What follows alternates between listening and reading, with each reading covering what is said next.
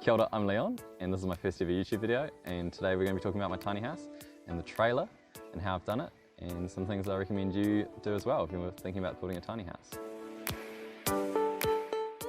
The frame of my trailer is made up of 4 main members, which in standard construction would be called bearers.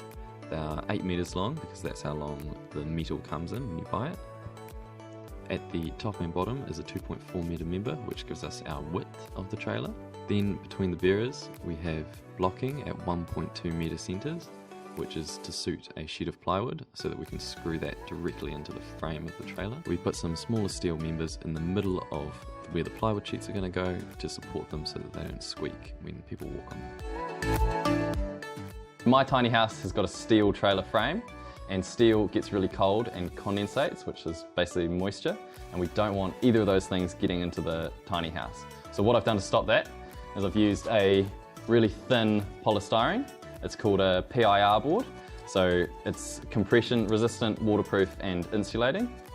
And if we imagine this is the steel of the trailer, I just set it directly on top, and then I put my plywood on top of that, and therefore it's stopping the cold and the moisture from coming in from the trailer.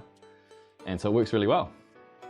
And then the other thing that I did for the deck of the tiny house is I used form ply for the flooring. It's way cheaper than structural stuff that you need to get for building consent. And basically form ply is what they use to box up concrete foundations, because the concrete just slides off this layer. It's kind of waterproof.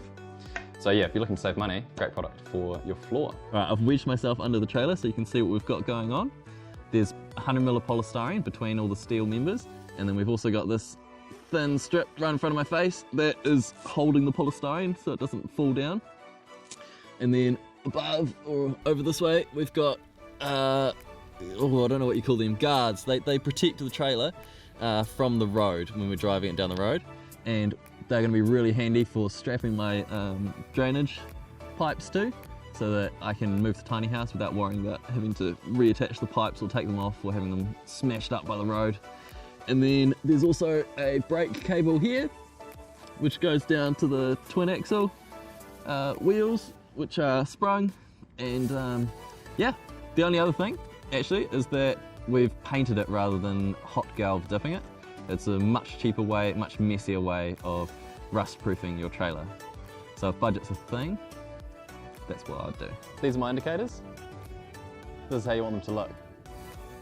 They want them to go on the outside of the flashing so that it's all nice and watertight, and you want them to work, obviously.